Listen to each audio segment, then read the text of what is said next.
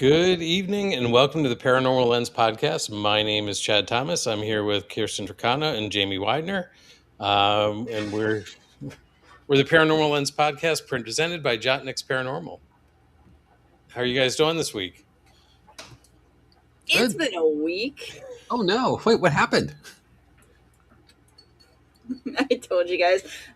I hurt my knee more. Not really more. It's still from the injury like 2 weeks ago. It'll be fine. It'll be good. Everything's fine. You have an extra knee. You don't need that one. You'll be This fine. is fine. Listen, it doesn't hurt while I'm riding my horse. That's all that matters. Okay. But doing like everything else? Mainly just sitting down, going downstairs, walking for a while. So everything else. Okay. Everything else. Cool. But the horse thing's good though. Okay. The horse thing is fine. Well, good. Hashtag priorities. Mm-hmm. Exactly. All right. I get Listen, it. I gotta make sure I can get Cassie out there to see her horse. That's important. Yep. Yeah. And Jamie, we had a week this week. We moved a kid to Penn State again. And then I made a second trip up to State College on Saturday. So that was fun. Well, Chad, I'm going to tell you something. I was smart enough to order the things that she had missed. So I didn't have to do the second trip. They arrived yesterday. The prescription came here instead of State College where Zoe requested it went. And gotcha. Yeah, it makes sense. I didn't have a choice. So yeah. Year two was a lot smoother for moving in as far as process and everything. We knew what we didn't know the first time. And it's funny because I have like a flat cart that folds up and everything, and I used it for a few other things around the way, but it works perfectly with like big storage totes. You can stack them. It's they sit perfectly on them. It's got a skid grip on it and all that. I was pushing it down the sidewalk, and it was raining, right? So we were kind of trying to hustle, and the lady who checked us into the parking lot that started our 30-minute clock, and there is this sense of urgency. She saw me with this, and she's like, "You might get the prize for the most organized move-inner." Like, you haven't seen anything yet. Well, that's two trips to unload the van, all the stuff out of the parking lot 16 minutes later. I think I earned a prize for that. You should. Yep. And then the walk of like 6 miles down to the parking lot, but yeah, which like, my car was in that parking lot with stuff that didn't fit in the van. I know. I'm well aware. So anyway, that's everything's there. No more trips needed, so we're good. So yeah, then we'll see her sometime in June. So cool. So yeah. And another one started high school, like senior year started. So 190 days for this, or 180 days for the school year. So 178 now days to go. Not that I'm counting. So we're good. It's all rolling. Yeah. Yep. Definitely. So, well, speaking of rolling, should we get rolling with tonight's episode? Yes, we should. I love how you do these segues for us, Jamie. So. It works. It works so well. So what you're saying, if I babble long enough, something makes sense to transition. Okay. All right. Well, as normal, tonight's episode is going to be a little different from our norm. We aren't going to talk about a location that might have paranormal activity, and we aren't going to be looking at processes to communicate with spirits that may be here with us. Instead, we're going to turn the paranormal lens inward. And to help us do that, I'd like to introduce you to Desert Star. Now, I grew up knowing Desert Star as Leslie Corbin. We went to the same high school, and she graduated about 3 years before I did. But tonight, we're not here to reminisce about high school. We're here because Leslie took me somewhere I've never really gone before. She guided me through a past life regression. And before anybody asks, no, I didn't suddenly start speaking Latin. I didn't levitate off my chair or discover that I was Cleopatra. I know you're disappointed, Jamie. At least not that I remember. What I did experience was something that raised a whole lot of questions for me. And that's really what we're going to explore tonight. Leslie has a background that makes her uniquely suited to this kind of work. Her ancestry includes Chickasaw and Gaelic heritage, and her mother, known as Desert Rose, was raised on the Northern Cheyenne Reservation in Lame Deer, Montana. That connection to ancestry, the earth, and ancestral Oh, yeah, we're losing your audio. Nope. Nope. There you Yes. go. Okay. Perfect. Yeah. Don't move. All right. Don't touch anything. All right. Here we go again. That connection to ancestry, the earth, and ancestral reverence became an important part of Leslie's own spiritual journey. Today, she is a Unity in Earth priestess, as well as an eco spiritual mentor, trauma informed facilitator, writer, and guide. Her work is about helping people reconnect with nature, ancestry, themselves, and what she describes as a deeper connection with the earth. And tonight, we're going to take that idea and apply it to something a little more personal, me. We're going to talk about what a past life regression actually is, how Leslie approaches it, what happened when she guided me through one, and probably most importantly, what do we make of the experience afterwards? Was I actually accessing memories from another lifetime? Was my brain creating a story from things I already knew? Was it imagination? Was it something spiritual? Or is the truth somewhere in between? I don't know the process. I don't know the answers. And I'm not going to sit here tonight and tell you that I have all the answers. But that's one thing I love about doing the Paranormal Lens. We're not always looking for the easy answer. Sometimes we're just willing to shine the light on something and ask some uncomfortable questions and see where it takes us. So, tonight we're going to take a look at my experience through a past life regression with someone who knows this work from both a spiritual and a personal perspective. Leslie, it's really good to see you again, and welcome to the Paranormal Lens. Thank you.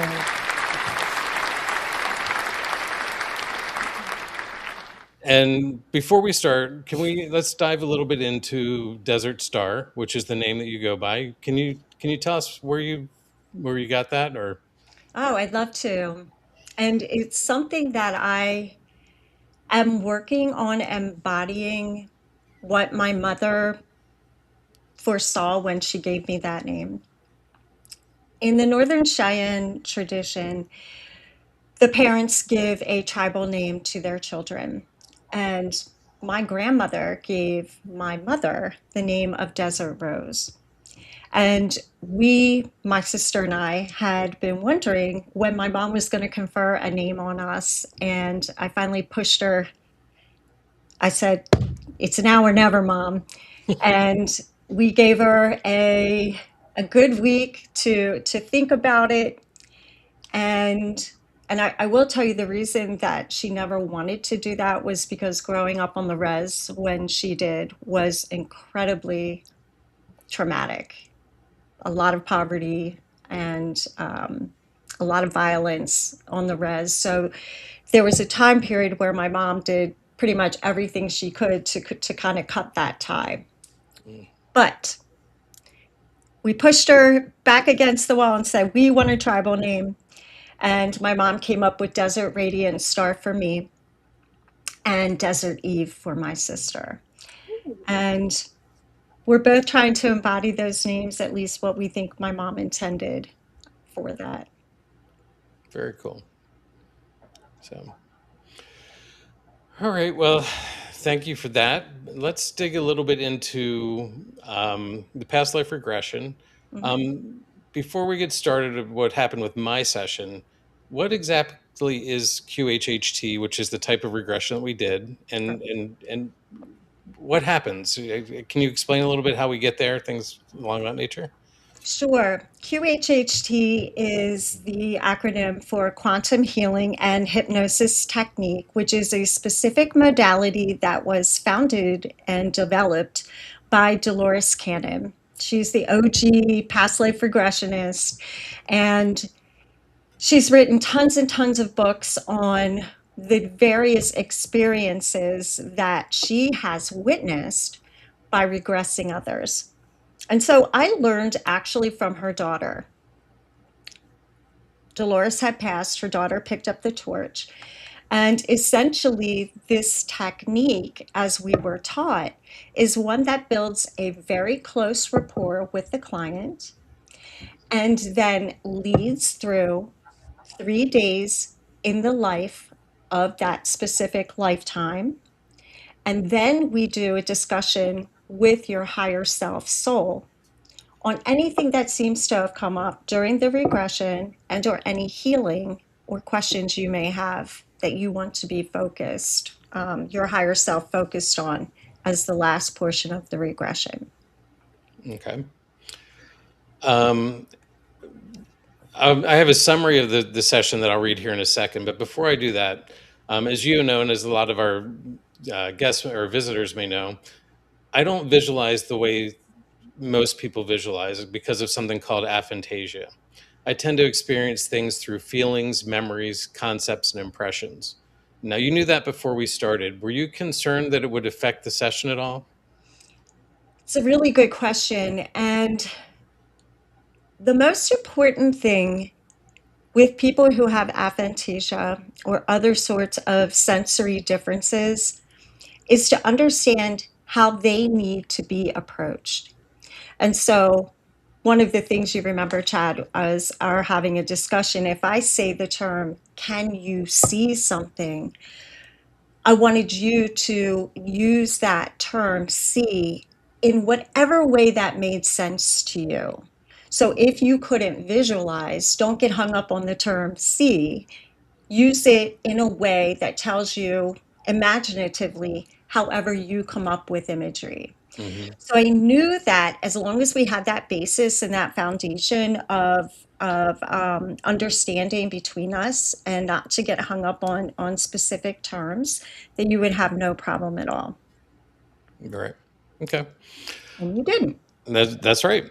And from that, I'm going to go into a little bit about the session. I'll summarize it here, and if I miss Uh, uh, Jamie,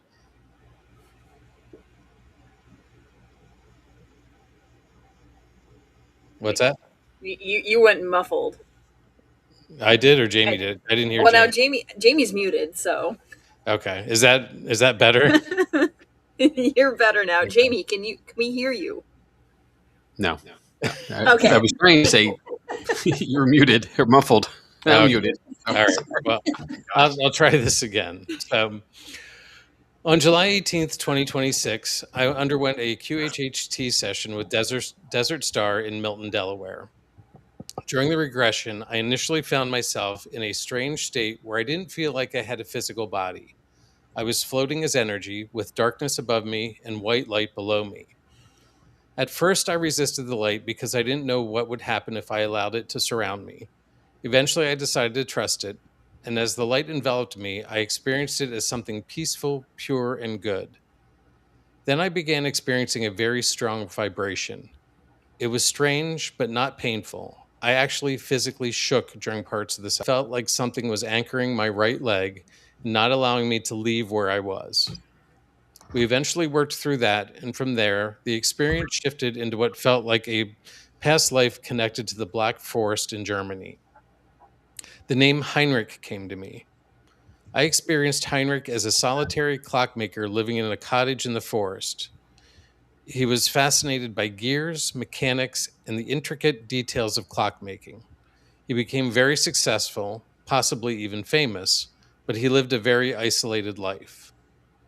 The reason for the isolation seemed to go back to a tragedy.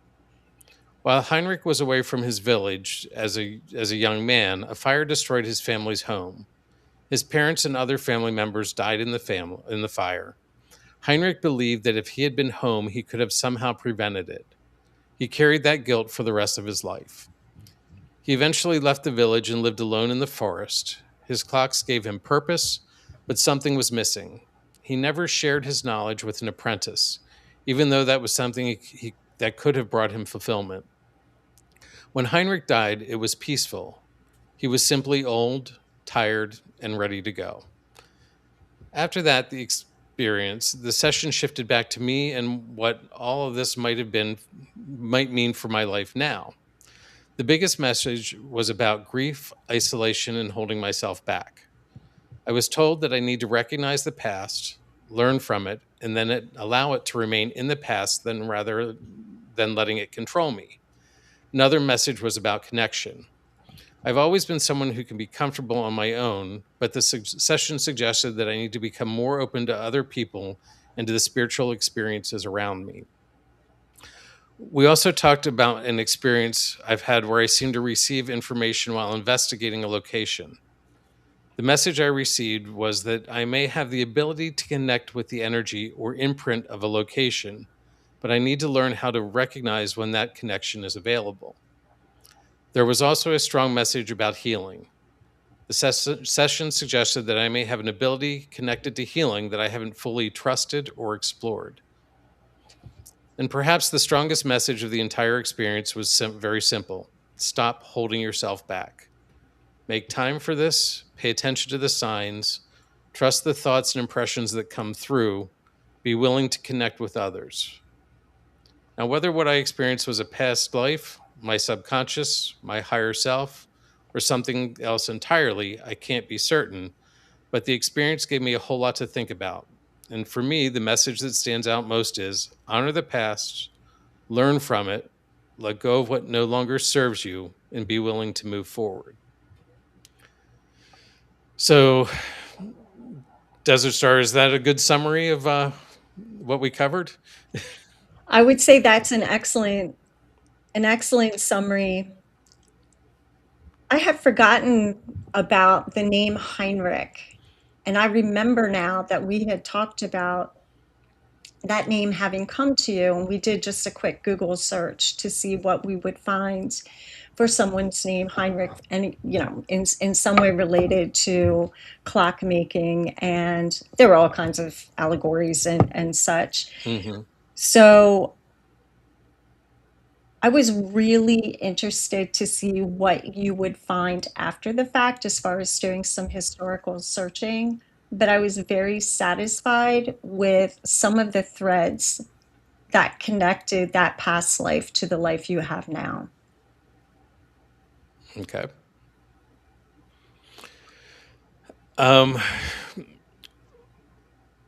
When I describe myself as a bodiless energy floating between darkness and light, how common are experiences like that? Ooh, good question. I would say it's contextual. About 25% ish of the sessions I facilitated, there are folks who feel as if they're floating in a void, a nowhere space.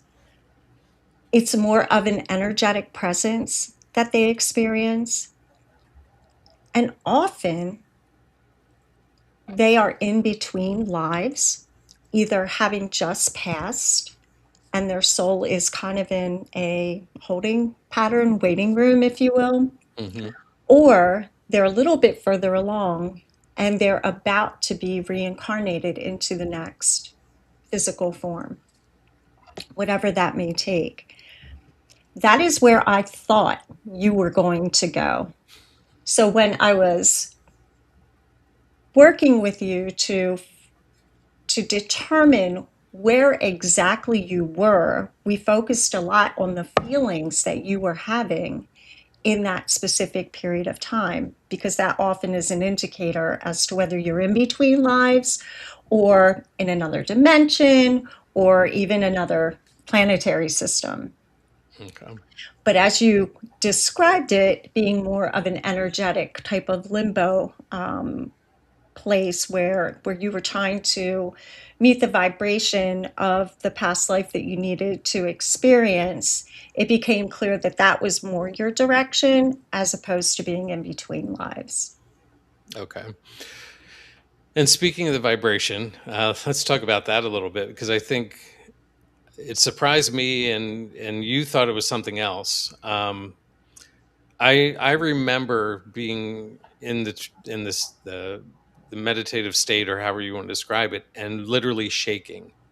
And Jamie asked me a question after reading through things: did we videotape the session? And we didn't. I almost wish we had, because I felt like I was definitely shaking, and I think really what it turned out to be is I was trying to match a vibration of like you said, the life that I was going to.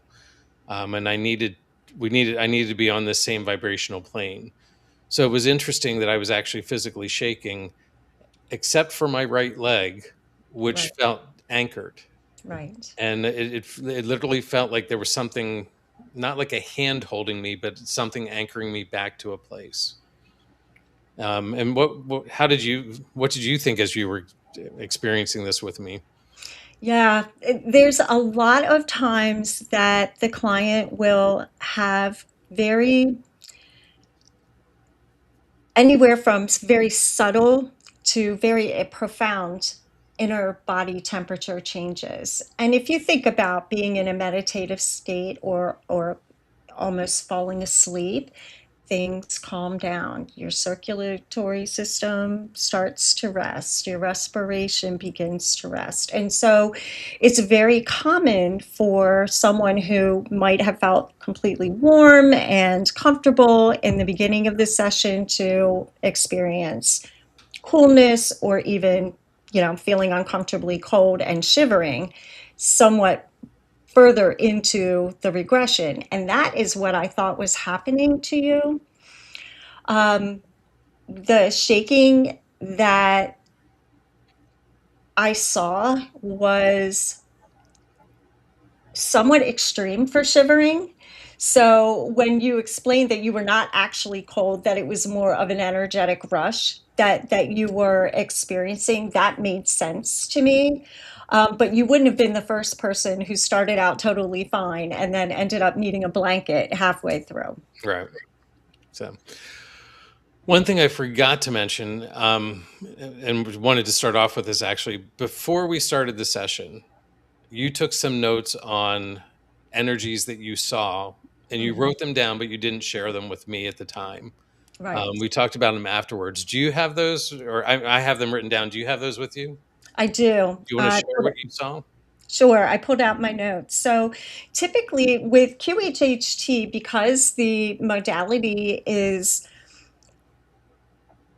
very focused on rapport between the client and facilitator, we have a lot of time in which we get to know each other. And during that time, a lot of intuitive insight will come to me. So, to your point, I'll jot them down, but I don't want to influence the regression or influence anyone's thought process. So, I wait until after the regression to go over some of the things that I had felt or seen energetically around you. Hmm. And so, the very first thing that I wrote down was dragon energy. And I felt that it was medieval-ish, um, but it somewhat surprised me because while I do have clients that have more fantasy-like or sci-fi-like regressions, that wasn't the feeling I was getting from what I thought would happen with you. So the term dragon kind of threw me off a bit. I also had written down small village, stone abode, very medieval, very old style of cottage almost. And I had seen it in more of a one room, yeah, essentially a one room cottage kind of in the wooded area of I couldn't tell whether it was a mountainous region or if it just happened to be just a wooded area in a medieval time period, but it definitely had a feeling of solitude. Hmm. And the research that I did on like the beginning of the cuckoo clock, which is what I was really working with, points to like the mid 1600s to early 1700s. So in that time frame would sort of be fitting with what you were thinking, um, or feeling. So I found that pretty interesting.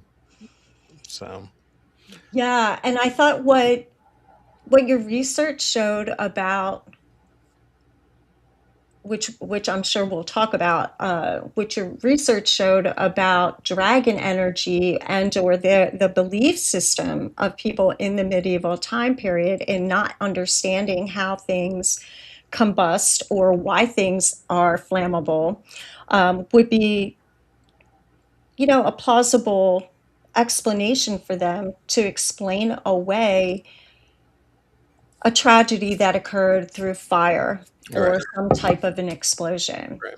Because what I sensed when I was in the regression, and I didn't dive into it real deep in my summary, was that it was an explosion type accident my family were bakers, so they would have been dealing with flour, which is very combustible when it gets in the air. So that was what caused the fire that destroyed the house and the family.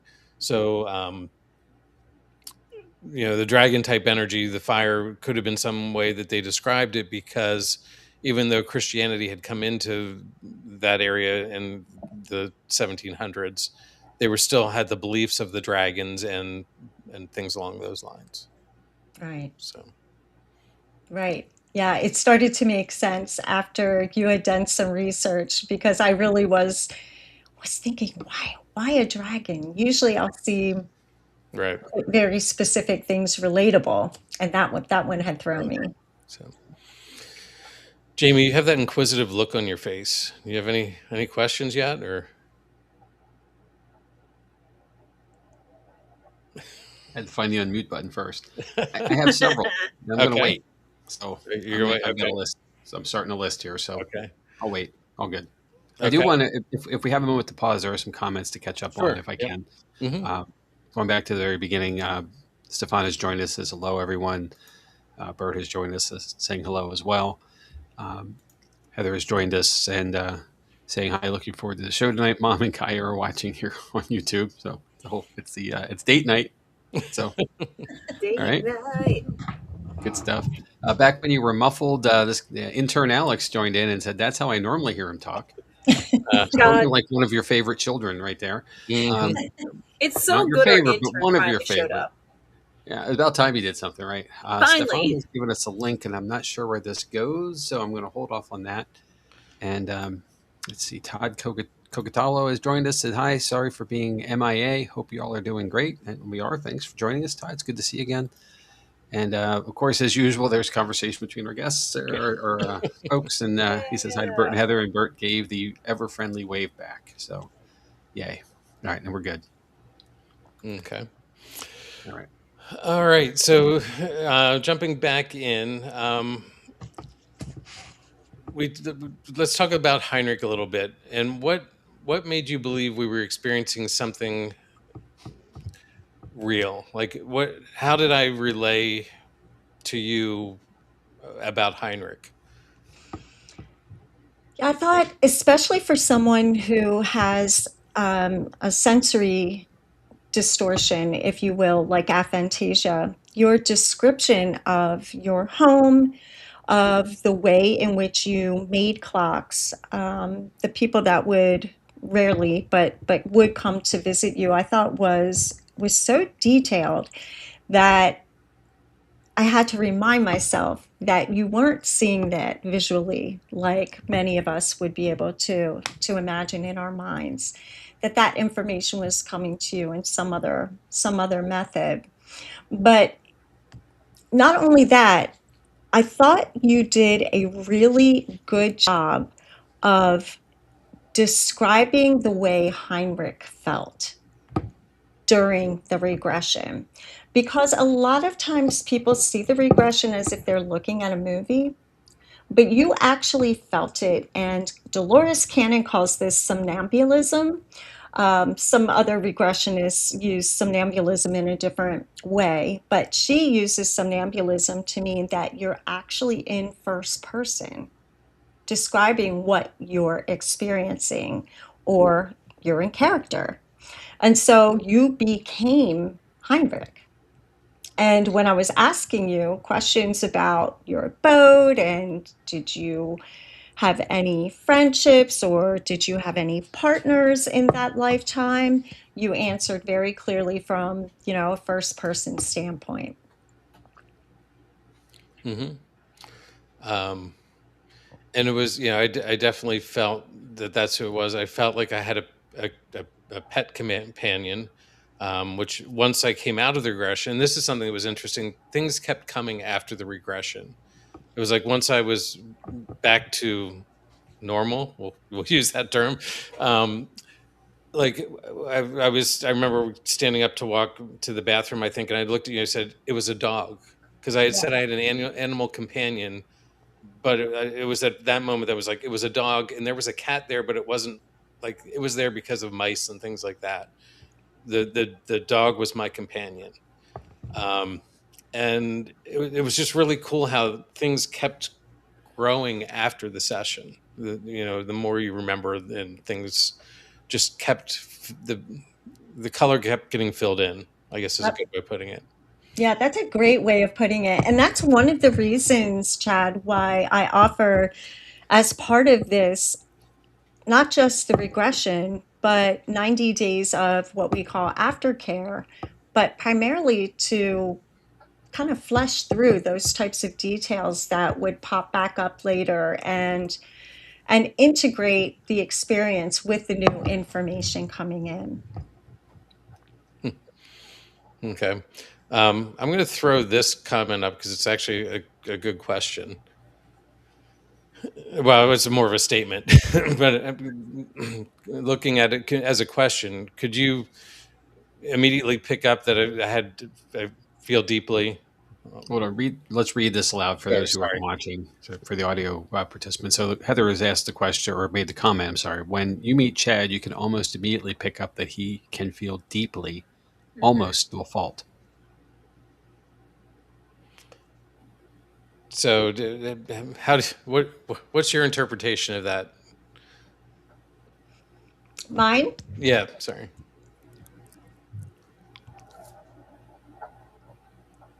There are people that you meet in your life who say exactly what they mean and mean exactly what they say. And they're completely authentic. And I would say, even knowing you when we were children, I would say that that was the case in knowing you even however long ago, 30, 40 years ago, that was. And I was really pleased to find that that hadn't changed, that you still had the authentic heart that you had even as a child, and that you were still a sensitive soul. Okay. I appreciate that. Thank you. Yeah. So many questions to go through, but speaking of which, let me jump up to one of them from Bert, and just going back to the Heinrich recollection. But so Heinrich came to you something like a memory.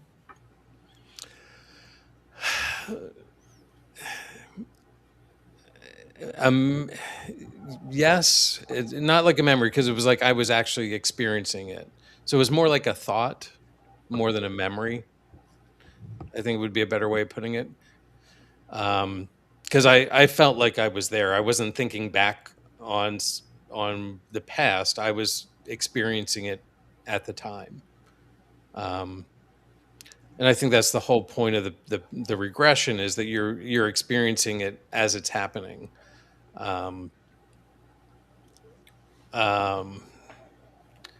It's just really hard to explain it because it wasn't a memory and I wasn't seeing it, but it was like it was a thought. It's something that came to me.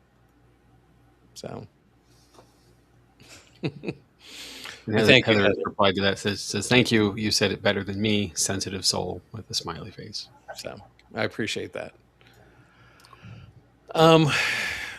So I hope I answered Bert's question there. It wasn't really memory, but it was more like an experience a thought that I was having at the time.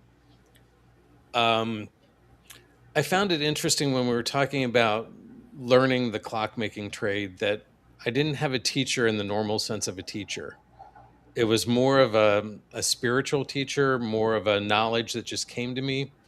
I knew how to do things, and I knew how to make the clock. I knew how to make it fit, make it work. And I sort of have that now with different things. Software. I will sit down to a piece of software I've never seen, and be able to use it without reading the instructions or the manual. So I think that's an interesting connection between the 2 points. Different types of things, but even in the woodworking that I've done in this life, there's things that people are like, "How did you come up with that?" I'm like, "I don't know. I just did it. I just know it," which is interesting, and that's where it's that intuition that's really hard to trust in certain ways. But when you're doing a craft or a trade like that, it just comes through, and it's like, oh, that's just part of what I do.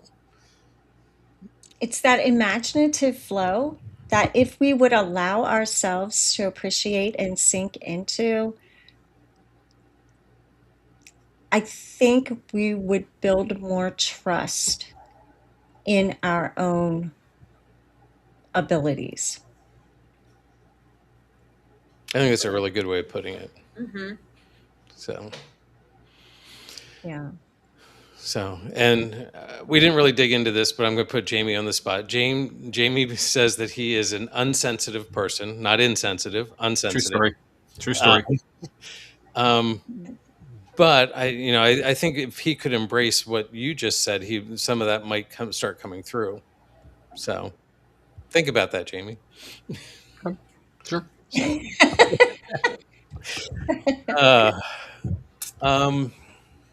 You gotta try, Jamie. You gotta try. So moving through the different parts of the regression, how easily did I flow through the different segments of life? Yeah.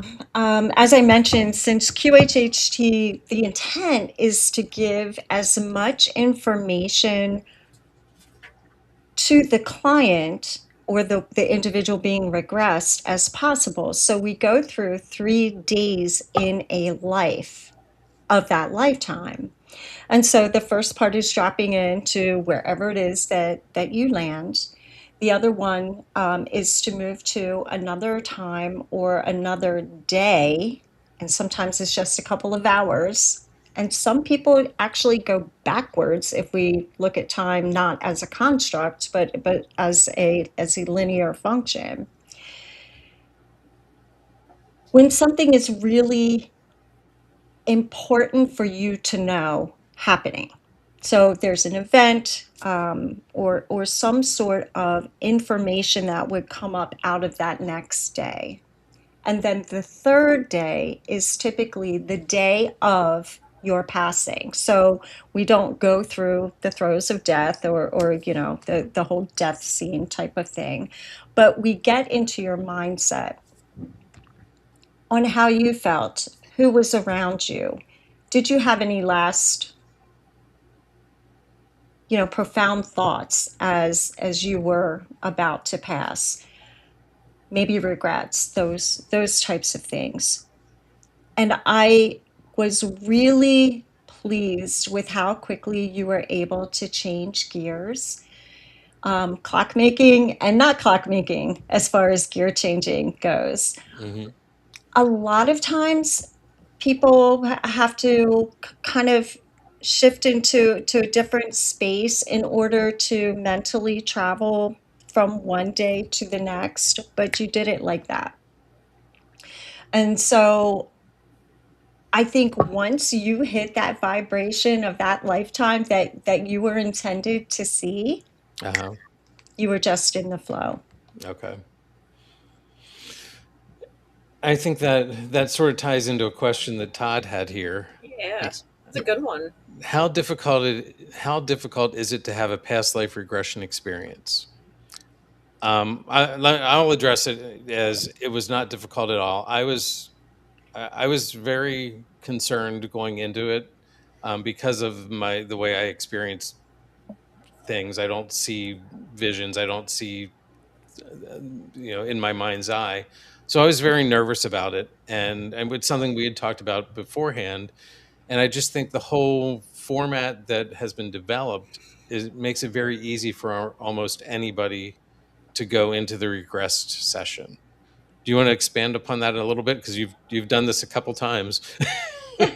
Yeah, a couple of times. Yeah, it is a good question, and I haven't met one person who didn't have some concerns. Most people are concerned about not being able to regress in a way that gives them anything substantive. Every once in a while, you'll get, and I can think of two people out of all of the hundreds of regressions I've done, but two people in particular come to mind on worrying that they would be in too deep of a trance. But that is rare. Hmm. In fact, sometimes people are so deep in trance that I can't hear what they're saying. And it becomes unintelligible, almost like if you walk in on someone who's talking in their sleep or they're having a dream and they're just making noise, but you can't understand what they're saying. Or like Chad's audio earlier. Yeah. Or like Chad's audio. Um, so so most people are very nervous about it, and I think you said it well, Chad, the way that the process has been developed really is set up to give the client as much comfort as possible so that by the time the regression is about to begin, that you're already in a comfortable headspace, that you're not worried. It's just like getting together before you go live on a podcast. You know, you talk with each other a few minutes to kind of get in the flow, and then by the time that you hit, you know, lights, camera, action, then you're ready to roll. Mm-hmm. And so I have not had anyone that could not regress. I've had people that regressed and never came out of in between lives, or they found themselves floating around, or they found themselves somewhere intergalactically and weren't quite sure where they were. But I've never had anyone that couldn't regress. Okay. I'm going to throw this up because it ties in somewhat on Todd's comment. Can you randomly regress on your own? Like when you're someplace you've never been, but it feels familiar, like you have lived there. Can you, Chad? Well, I would say yes. It happened to you. It did, and I think that I had lived a life there as well. But I think that was also being able to interpret energy from other events there. Yes. Expanding on this a little bit, I don't know if anybody here is familiar with Colemanville, Lancaster County. In 1906, there was a dynamite factory in that area, and there was the dynamite factory was built several years beforehand. They were putting a low-grade railroad in the area. The dynamite was used to blast through rock, all sorts of things along those lines. In 1906, there was a major explosion that wiped out the town, the factory, the surrounding area. It was seen in Lancaster City, which is a good 15, 20-minute drive away. A friend of mine took me down there several years ago, and she said, "Have you ever heard of Colemanville?" And I said, "Nope, never heard of it." She's like, I need to take you there." And I'm like, "Why?" And she said, "You'll know when you get there." And when she did, I was able to walk around. She led me to where the factory had been. I was able to walk around and find foundations. We found hinges. We found metal relics that she had been there multiple times with multiple people and hadn't discovered any of these things. And I don't remember this experience at all. I only remember it from her telling me afterwards. So I think I somehow was put myself into a trance from the energy that was there. So to get back to your question, yes, I think you can. Yes, and some people are meditating or just taking time, you know, to sit quietly, cultivate some stillness, and have found that they've gone deeper than they anticipated and had past life experiences. And some folks have even experienced what they believe to be a past life, usually in recurring dreams. If you have a real affinity towards a specific culture, a language, art, history, really look at that and think about where that affinity comes from, because there has been some connection between people who have, for instance, real interest in Egyptian pyramids, as an example. And when they have done regressions, they have found that they had experienced a past life in Egypt, although they had never been there in this 3D life.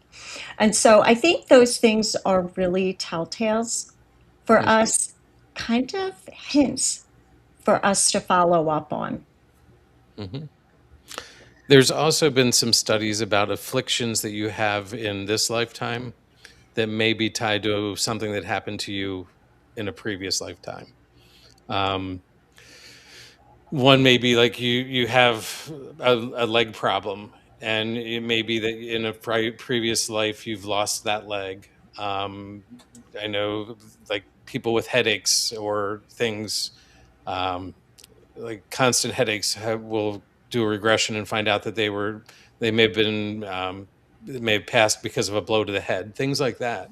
So it's interesting how some of the things that we can just tie to previous lives.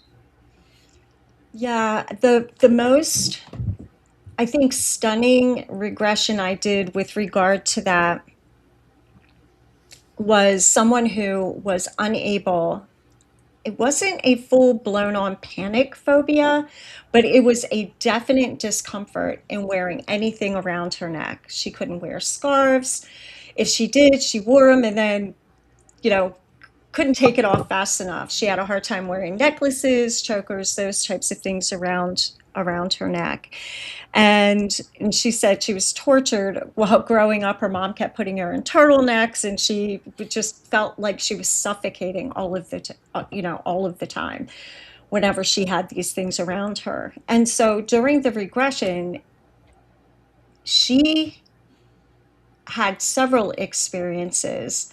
One, she had been hanged. And in another life, there's a little bit of leapfrogging that can happen with some people. And in another life, she died from suffocation due to smoke inhalation. Oh.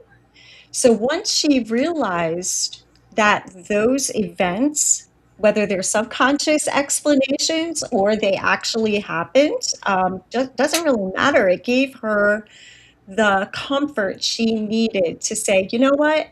Now I'm aware of this. Now I can let this go. This Mm-hmm. isn't serving me anymore. There's an explanation for it, and it's time for me to lay down that anxiety. And she was able to do that. Very interesting. I'm just trying to figure out how two explosions in past lives are tying to this one now. This, this Colemanville, I believe that I was one of the workers at Colemanville who was there that tragic day. And looking at a picture, I've actually felt like I've connected to one of the men there. So it's always something interesting to think about. Todd had a question here. How long is a regression session? So you can do a couple of different types of modalities. Some folks don't want to have the full QHHT experience. That is on average between 3.5 to 4 hours. 1.5 to 2 hours of that is simply in going through that life's regression. And then there's another portion where we talk to the higher self. I've yet to find anybody's higher self that wasn't short of brilliant. Not kidding. Just absolutely amazing things come out of people's minds and mouths during that portion of the session.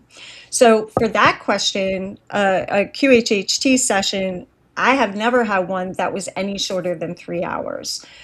Some folks are there much longer. I did have one QHHT sesh that was about 7 hours long because it took that much discussion prior to the regression. Once you're in regression in that trance state, we can't leave you there very, very long. So we have a specific period of time, which is why we keep you moving, because you have to drive home. and function after the regression, unless you're spending the night. Now, that is another option for people who would like to have a QHHT session, but have issues with getting someplace. That sometimes the practitioner will actually come to your home, where it's a little bit safer in that respect. But there are other regressions that don't have the full QHHT modality process, where we don't go quite as deep, but we can see 3 lives, usually in the span of an hour. And there are other different modalities that's about an hour to 2 hours, where you use a clearing type of visualization if you're able to visualize or contextualize a specific event, and oftentimes will regress and people end up in a past life as they're trying to clear an uncomfortable blockage. Mm-hmm. And that's about an hour and a half. Yeah. And we even as short as a half hour. I know we were part of a group, and you did a presentation in the group.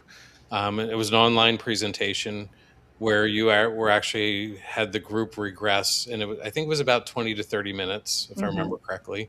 And I experienced things in that I recalled. So that was really interesting. Couple questions here. Jamie, you want to bring up any of your questions? You're muted. Jamie. You're muted. You gotta mute. Unmute. Hit the unmute button. There you go. Oh, the other way. You know, it's a habit to mute during calls. You know, like that's what we do, because we've been doing Zoom and everything else for like all these years since COVID. So habit, but bad habit too. I have a couple, but I think Bert's asking one of them for me, so I'm going to show this this question. So, have you ever had a session that the person transgressed into an individual who scared you, or if you've had some kind of an uncomfortable issue? Yes, really good question. That has happened to me. For a little bit different reason, Bert, than you may intend, but then I can speak to what I think you're probably getting at as well. But one of the things that scared me was I had an individual who believed he was an avid World War II fan. And I mean, how are you a fan of World War II? It's more like the relics, right? And the weaponry. So let me make that clear. He's not like a huge war fan. But he was just very, very interested. Anything from American foot soldier uniforms to what they ate, the whole 9 yards.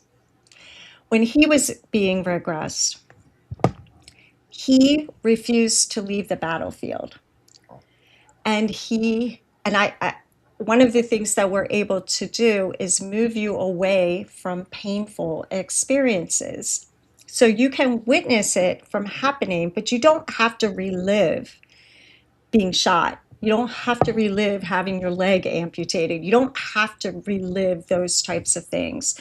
That's called having a nightmare, right? And so what kind of practitioner would I be to allow someone to suffer mentally through that? But this individual did not want to leave the battlefield, and stayed there while he was dying, and he was thrashing, and anything you can imagine. The throes of death in war is what I was witnessing in front of me. That scared me.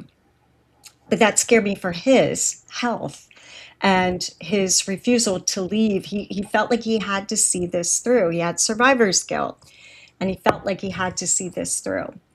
But there are other individuals who especially come from cultures that have different belief systems in things like demons or evil entities. And if you have someone who has that belief system, then the opportunity for them to run in to that type of energy is always possible. And so what Dolores Cannon would do when people would be in those types of situations is she essentially played the firm grandmother, and she says, no, we're not having that. We're going to have a real regression, and you're going to jump out of this mode right now, young man. And you're going to tell, goodbye, demon. Now let's get back to the real work. And so she just kind of cut it like a firm, stern German grandma who was like, we don't have time for this type of thing. Those experiences can be very scary. There's another question from Heather, and this is from Kaya, her daughter. That's Kaya wants to know if you ever had someone not have a past life, like a new soul. That's a really good question too. I have never regressed someone who was new on their journey to incarnating either on this earth or a different planet. What I have had are people who are not human. And that is an interesting experience because if we think just in terms of, Jamie, you're regressing and you tell me it's dark. And I say to you, when you say it's dark, are your eyes open? I don't have eyes. Okay, now we have to start exploring because are you in a dark cave? Are you under the ground? Are you a human or an animal that has eyes? How do you visually, sense things?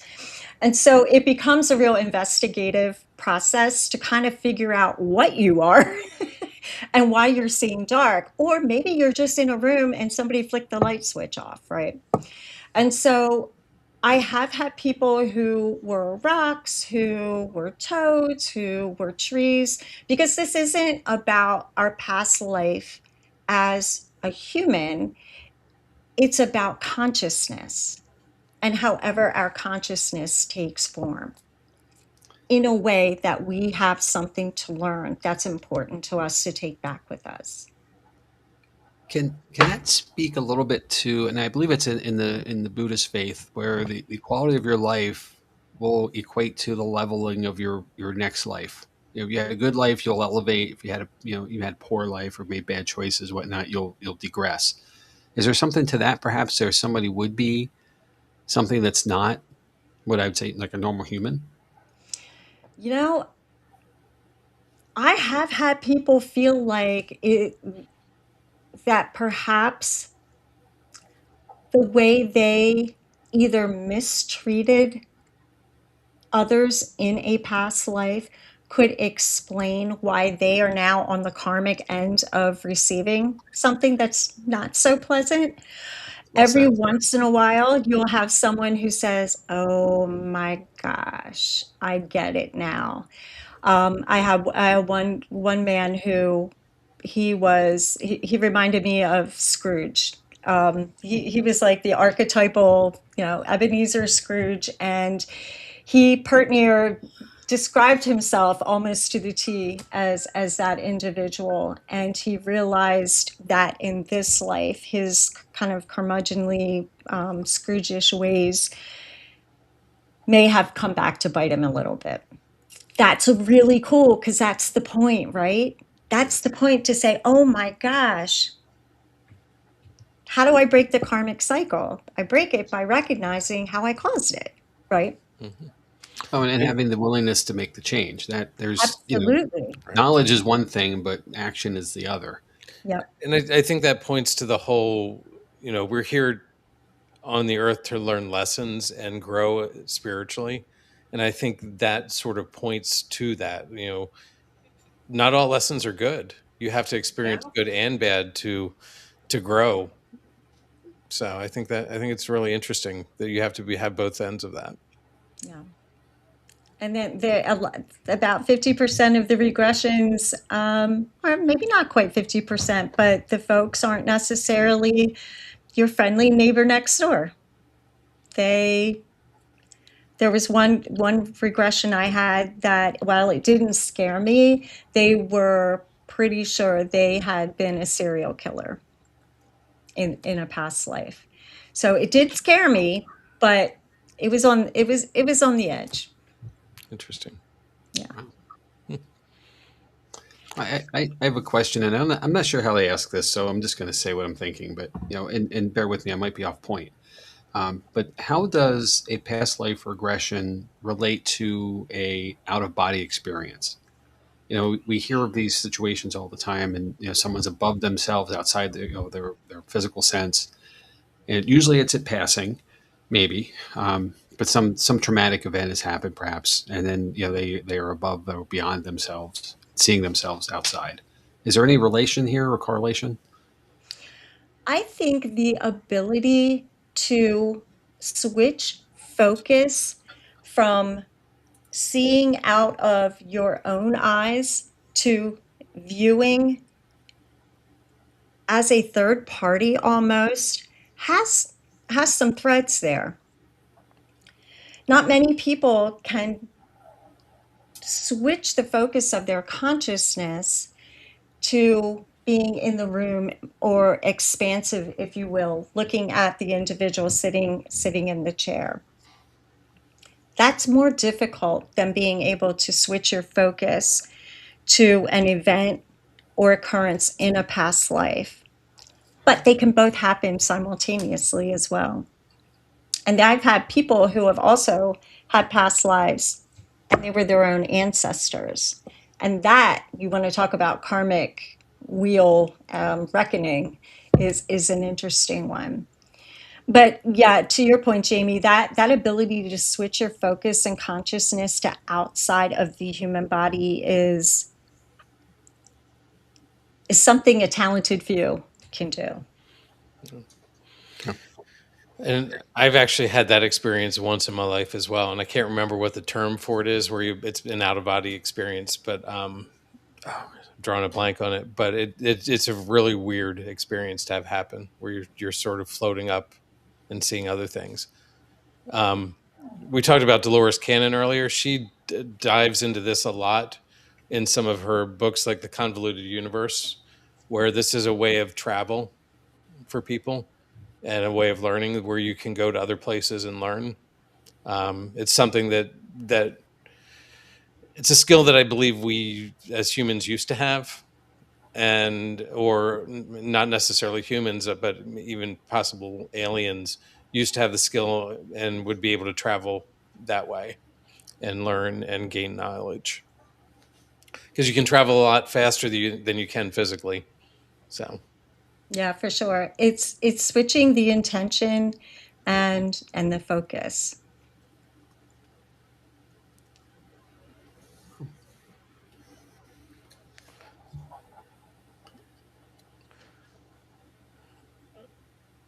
I have two questions left, and the one though, that going way back to where you started, you were mentioning that people have sensory differences, and in that, uh, if somebody doesn't know that they're not they're challenged in whatever way of their sensory, and you don't know that, they don't know that, does that challenge or compromise this process at all, or is it just simply elongate it to get to the place that you're normally would get to with someone who's sensory aware sooner? Yeah. That's a really good question. That actually happened to me early in my practicing days. I had somebody who could not visualize, and I waited and waited and waited, after asking him a question, and I would say a good 20 minutes went by, and me prodding, saying, are you getting anything? And finally he said, I just can't do it. So once someone says that, then we switch the focus to a different sense. So what he couldn't do was visualize. We'll use Chad's apple. He couldn't visualize holding an apple. He couldn't turn it, look at it, see the stem, see the leaves. But what he could do is feel his dog in his lap and that sense of having warmth. And, maybe sensing that the little dog is panting, or imagine the puppy licking him on his arm. So that told me, okay, visualization, no go, but this guy has a lot of sentience ability in his body. And once we figured that out, we were off and running. In fact, he was also on a battlefield. He was dying, and he even told me, I hear nurses nearby, but they keep walking over me.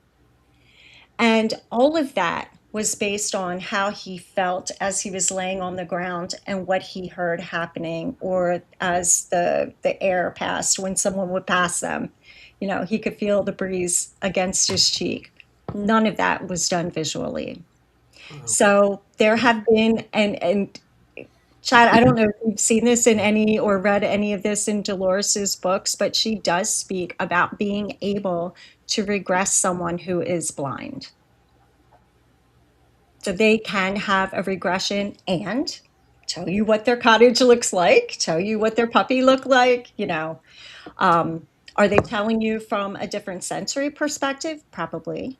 But maybe they weren't blind in a past life. Yeah, that'd be definitely interesting to dig into. Mm-hmm. Oh. Yeah. Okay, my second question, and this is a professional opinion question for you. Okay, so considering that the regression session you had, you understand through the process that Chad was Heinrich in a past life. Mm-hmm. Does that mean we get to call him Heine now? I thought this was established. You can choose the nickname. Now it's in public, so the world needs to know. I'll take it. I'll take it as a yes. Okay, cool. It's going to happen either way. All right. On that note, I'm going to bring up another question there, a statement that Bert had. I know I have drowned in a previous life and also fell to my death in another. I constantly have dreams about drowning. A lot of people believe if they have those types of recurring dreams where they're experiencing it over and over, and even if you feel like you're witnessing it happening, but you're aware that that individual it's happening to is you, they often do find that when they regress. In fact, I had one individual who had a recurring dream where she was starving and was hanging out on an embankment somewhere near a body of water that flowed smaller than a river, a little bit larger than a stream.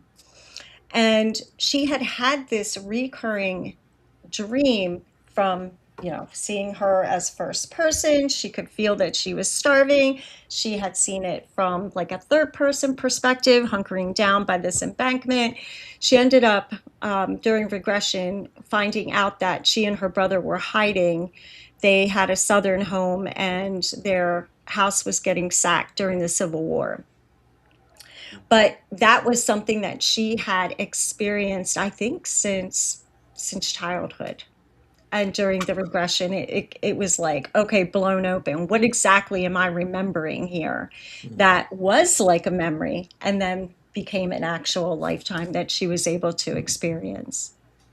And the other interesting thing with that is she always had a problem with food and fearing starvation, and she would hoard food. And once she had these regressions and realized where this fear base came from, she was able to let that hoarding behavior go.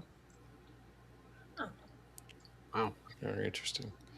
So, just for the record, Heather has commented that we will get him the T-shirt. So, like I told you earlier, Chad, you don't get to pick your nickname. You do. So, right. Take care of that, Heather. We appreciate it. So, well, thanks. I think. I have a few more things to go through, and I know we're over an hour, and I appreciate it. Do you have time to hang out for a little bit more, or are you good? Yep. I wouldn't think of leaving. Okay. Notice he doesn't ask us. Like seriously, No, really. no. Chad. You're here for it. What? Chad. So, during this, with getting into the higher self part of it, because we haven't really dove into that at all. During the session, I was told that guidance is around me all the time and that I need to learn to recognize it. How do people distinguish guidance from their own thoughts? Great question.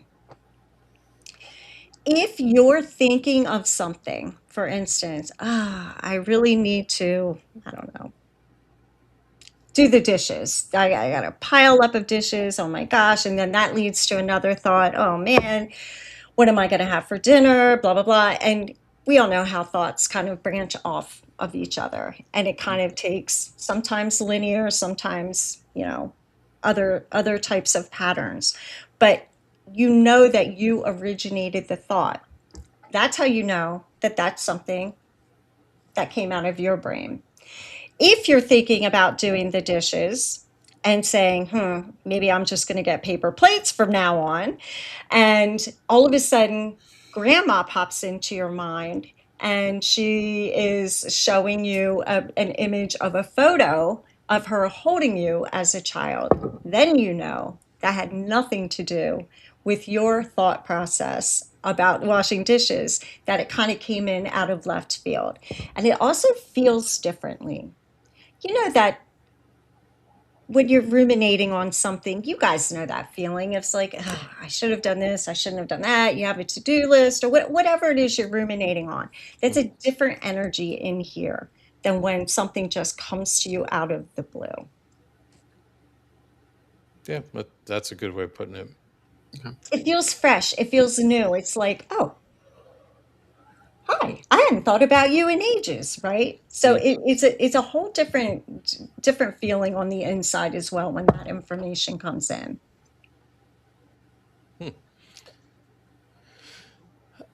Lots to think about there.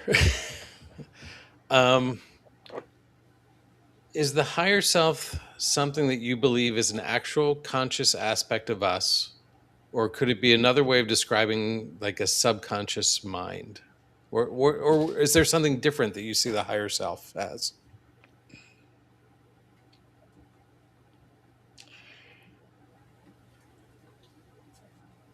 I am not sure where this awareness center is. Every single one of us on this podcast right now can see ourselves right on the screen, but you know that you're witnessing yourself doing something. There's this level of awareness, right? Is that your higher self in the witness seat while you're actually doing, or in this case, me, while I'm actually doing the talking? Is this my ego doing the talking? Who is this individual, this awareness of consciousness over here? Some people call that the subconscious, some people call it the higher self. I'm not so sure they're separate. I I understand why we want to break them apart because some things are done kind of autonomously and some things automatically and some things with effort. But are they not all part of our essence? And doesn't even our body play a role in that consciousness? So my answer back to you, Chad, is I don't know. But when we talk about in QHHT, let's have a discussion with your higher self. Did you feel the answers that you were pulling them out? Or were they just coming to you as if as if we were just having a discussion? It's funny you bring that up because I mentioned this to you, I think. It felt like we were having a discussion, but I was talking about me in the third person because I kept saying Chad doesn't know, Chad needs to this, Chad and I'm like, and I remember saying to myself, why are you talking about Chad as if he's somebody else? So it was this really, I was conscious enough to be having those thoughts, but the words were coming from somewhere else. Yeah. which was really intriguing. It almost made me like snap out, or like, because it was so interesting, such a weird thing to have happen. Like, why am I talking about myself in the third person and don't have control of it? Right. You're witnessing yourself having a discussion about yourself with someone else. Mm-hmm. Yeah. It's a very interesting perspective. And one could say that's the beginning of dissolving that ego and subconscious line and becoming more whole in awareness. Hmm. But that's a whole other discussion. Yeah. So, Kirstin, I put Jamie on the spot. Do you have any questions, any thoughts you want to? I don't really have any questions. Ask about the hiney thing. About the what? Ask about the hiney thing again. No. Honestly, the whole thing is just, it fascinates me, but also from some of the questions, it terrifies me a bit. Like, I want to know, like, what my past lives were, but at the same time, like, the questions of anyone that has scared you or like things like that, and I'm like, I don't know if I want to know that stuff, but at the same time, I'm nosy and I want to know. The curious mind. Yeah. But I think that's why people who really want to do these end up doing them, and it's part of learning about yourself and healing. And, Well, and I think that's important. You can obviously survive without finding out about your past lives, and I think we're only going to scratch us like a little bit unless you're doing multiple sessions. You're not going to learn about all your past lives. You're going to learn about what's important to you in this lifetime. well, and that's why there's a few things that like I have like something like pulls me to them or like draws me to them, which is kind of where I'm like, no, I want to like do a past life because I want to like kind of link things together. Like I've said before on the podcast, I constantly feel like this pull or this call to go up to Salem, and I'm like, I'm very interested to see if I were to do a past life regression, if something would come up that would understand why I'm having that like pull towards it. Very well could be. Yeah. Very well could be. That takes me to a question too, and bear with me on this because I'm not sure if this makes sense or not. But in your experience with individuals who are having a regression, are they gender familiar to who they are now, or does that change? It Guys changes. are guys always guys, girls always girls, whatnot. Whatever your self identification is. Really, really good question. No, it changes. I remember this one man, he was, proud to be a dude. And he was like, wait, I'm in a skirt? What am I doing? I talk him off the ledge. I'm like, well, it could be a kilt. Let's not freak out here yet. But yeah, it does surprise some people that they, and your question's a good one because not only does it surprise them that they have been a different gender, but the experience of being in that gender is profound, especially for females who experience the freedom of body and where we go and who we have to look out for, that we don't even realize we're raised, with this hypervigilance. Once you're in a regression and you're in a male body, every female I've ever talked to has said, I felt so free. I just walked around. I didn't have to look behind me. I didn't have to worry who I parked beside. And this is so baked into our culture that we don't even think about it anymore. And the pants had pockets too, right? What's that? And all their pants had pockets. So that's a good point as well.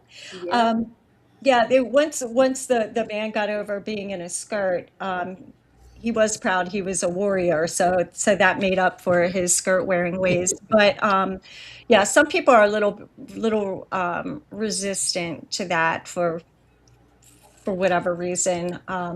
But more often than not, it's 50-50 whether someone will experience the same gender or not.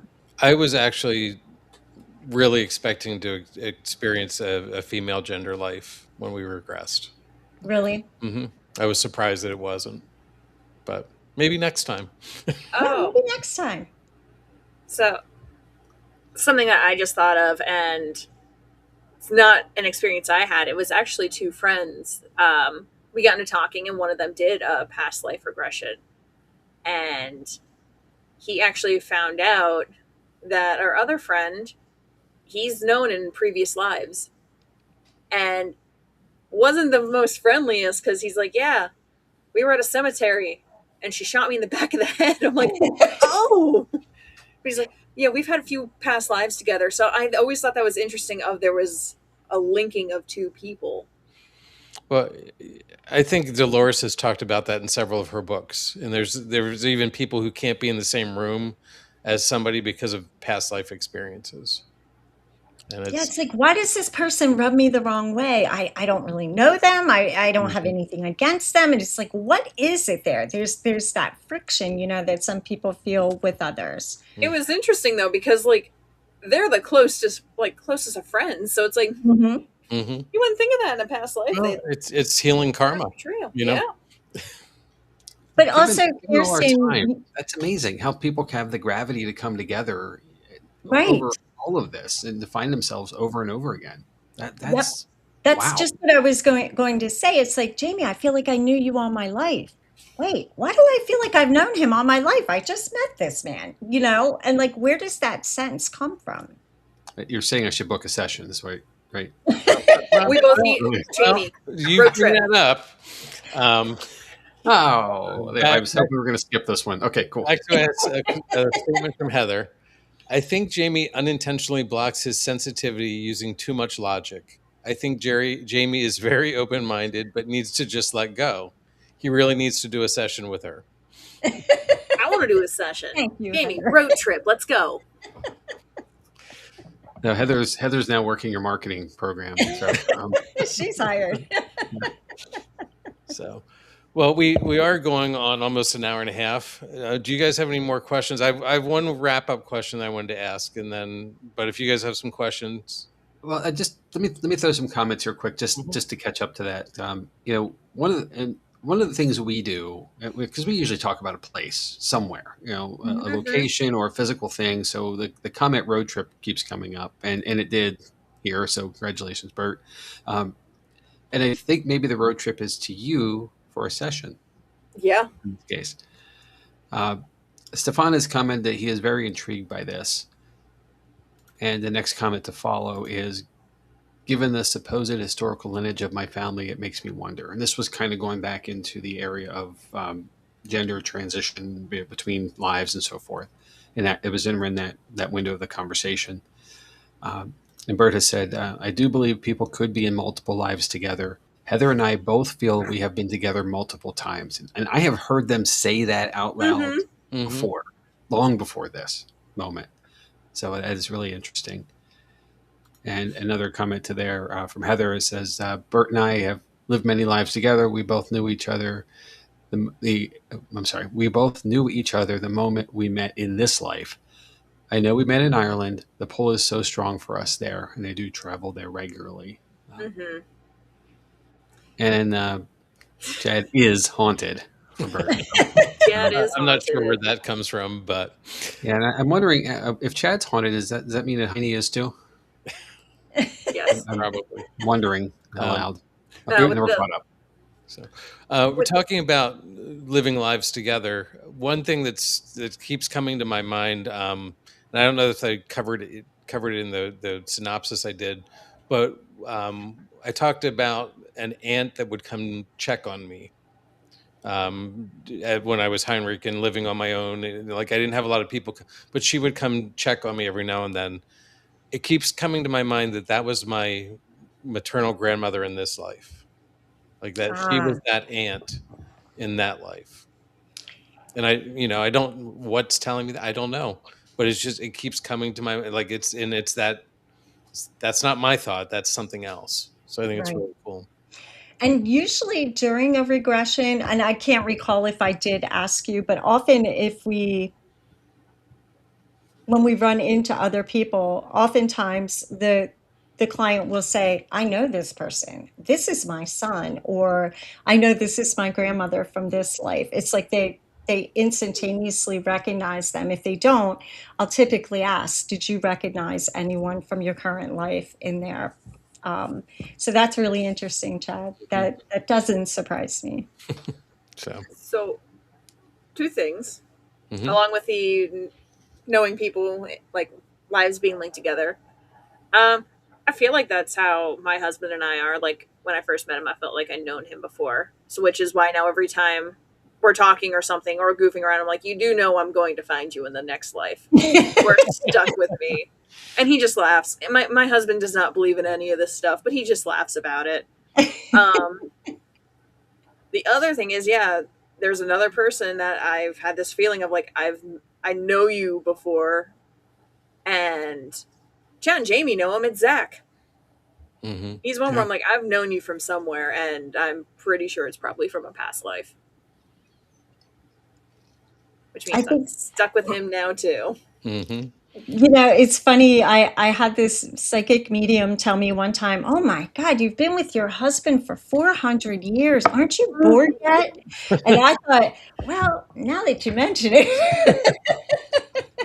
I think it's interesting. Getting a little predictable. I think it is interesting that we tend to travel in packs as spirits, and that we come back together to learn together. So I find that interesting. I find it refreshing that that we have literal soulmates that we travel with. So I think it is interesting. I had one client who she had this beautiful white horse, cream horse, gray horse if you're a horse person, and she's petting this gray horse, and she's like, I knew you were my husband. I knew my husband and I had a past life together. And she had this love for this gray horse so deep inside of her, it wasn't a doubt, and the trust to be able to carry her wherever she needed to go in this horse was visceral. So sometimes our past lives are with others in different forms that would surprise you. Very cool. All right. Well, I have one final question before we move on, and sort of put you on the spot. If you could take everything that came through during my session, the light, the vibration, Heinrich, the grief, the healing ability, and the message to stop holding myself back, and boil it down to one thing that I should understand, what do you think that would be? Allowance. We in the US or in Western culture have this sense that the more we do, the more we'll accomplish. But actually, in the spiritual world, the more we allow, the more we become aware. And so allow yourself to imagine, allow yourself to go off topic, off logic for a minute, allow yourself to just dream, and don't discount it as something that isn't valid, because your brain and your consciousness is doing that. Who's to say it's not valid? Allow. Very cool. Wow. Thank you for that. I really appreciate it. So while we think about that, I'm going to give you a moment to talk about what you do and how we can reach out to you, how people can catch up with you. As Jamie would call this, it's your time for your shameless plug. So I'm going to throw up a slide because I pulled some stuff together, but tell us everything that you want to share. Sure. Thank you. I appreciate that. I have two podcasts. One, the Mystical Mermaid Lounge podcast, is for spiritual seekers of all sorts, from witchcraft to Mormonism, from Druidry to Catholicism, you name it. So anybody that has a specific spiritual message that they would like to send, not, this is not recruiting. This is just explaining their experience. Is welcome to come on, talk to us. That's on all the major platforms. Past Lives Cafe is the other podcast in which many of the guests that I interview on that podcast have been my clients, but I also interview other folks that have had past life experiences or dreams or those types of things, or knowings, like you said, Kirstin. So that's also available on all the major platforms. I help people reconnect to themselves, whether it's through past lives, whether it's through earth, nature work.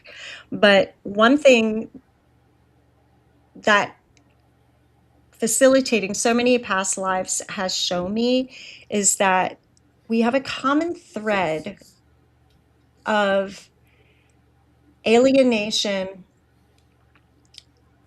anxiety, and just a general sense of not knowing what our higher purpose is.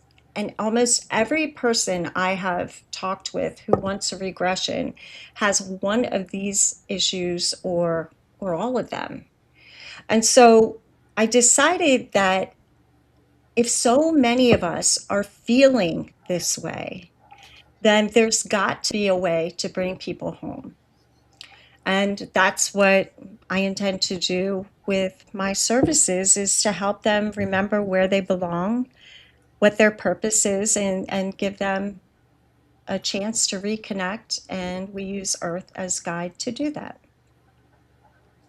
And a shameless plug, my website information is up there, www.quantumjourneygo. Go get quantumjourney.com. Very cool.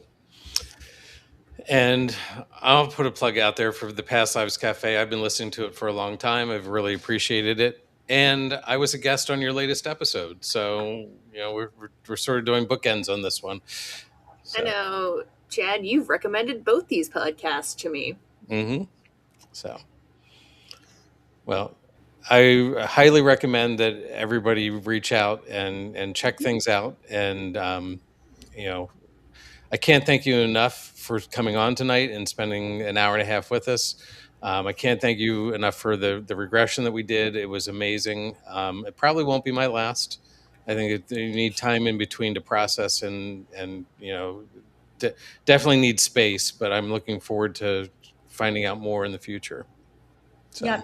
And Kirstin, it's nothing to be scared of, honey. Seriously. I still want to do it. I like that. I'm scared to death. Let's sign me up. Let's do it. That's a terrible idea. When do we start? Terrible idea. I'm in. So, well, guys, do you have any final thoughts before we jump to our next little bit? This has really been an interesting time with you, and thank you, for giving us all of this, tonight. It's amazing, and it's much more than I thought it would be. It really, and I didn't know what to expect, of course, but yeah. I read the transcript of the session, that Chad shared with us, and that's content, but it's not context. Right. This is the depth. And thanks for fielding all of our questions, and even from the guests that are joining us tonight. It's a lot of grace here. I really appreciate that. Thank you. I appreciate you. Thank you. Thank you so much. Bert has another quick question. Have you ever done a psychic? Meaning regressed a psychic? Yes. Ooh. Very, very cool. I bet. So. Multi-layered synchronous lines, talking about earth ley lines and systems and intelligence, and how we all connect through kind of like one big web network. It's amazing when you have people that have that type of sight who can also put it into words so eloquently. Yeah. It sounds like 3 more episodes. Listen, Chad, here's what we do. Jamie and I go do a past life regression, and then we do a follow-up. Yep. So. Okay. Write it down, Jamie. So, all right. Well, again, I want to thank you, Desert Star. Thank you so much. Hang out in the green room for a little bit, and we will be back with you in a few minutes. So, Very good. Thank you. Jamie, I'm going to hand this off to you. All right. So things that we're doing soon, like as in next time, I did a trip this summer to, as I do most every summer, to Vermont, and in this case, we were in South Central, very near the between the towns of Bennington and Brattleboro. If anyone knows the state, that it's kind of a funnel that comes down and narrows at the bottom. But in the Bennington area, there's an area known as the Bennington Triangle. So I was aware where I was. I knew that I wanted to do this episode, so I spent some significant time in the area hiking through and so forth and doing some research. So I'm going to present that. It's my how I spent my summer vacation book report. I used to have to do back in the day. So I'm going to do that next week and hopefully shed some light on the area and some of the uniqueness that quantifies it as the Bennington Triangle. What I did on my summer vacation. Yep. All right. And then episodes after that, we will have a special episode on Lizzie Borden. So the things we know, the things we don't. I'm sure Kirstin's going to give us a lot there. So I'm looking forward to that one as well. And the hauntings around the house. And right, there is more than most know. The episode on September 15th is chat again with Hyde and Shriek. That's Hyde. Clever spelling. The Hauntings of Hyde Hall. And then I'll be back for Bacon's Castle on the 22nd down in Virginia. And I'm going to just say this one wrong to get it over with. House Flugehen? Close enough. Yeah, not close. It's wrong. So it's German. Close enough. Go ahead. Give it to us. It's Fullingen. Yeah, Fullingen. Fullingen. Okay. More to come on that one. And Chad will be back after that with the Copper King Mansion. And then something we talked about a long, long time ago, actually, in relation to a different episode, the Philadelphia State Hospital at Byberry down in northeast Philadelphia. Physical place that's still there today, actually, but it's got a dark and deep history. I'll take an episode on October 13th. And all of these fit perfectly into spooky season, right? Because we're there, friends. Yep. Everything Halloween is in the stores now. It's the most wonderful time of the year. I'm already getting groups to go to spooky places. And by spooky places, I mean haunts. All right. I'm assuming your invitation's in the mail. Cool. I mean, if you guys want to go, I can invite you. What are friends for? Yeah, why not? All right. So the ways to find us, obviously you found us in this very live episode tonight, but with other respects, we have our team website at www.jot-nixparanormal.com. That's JOTT-NYX Paranormal.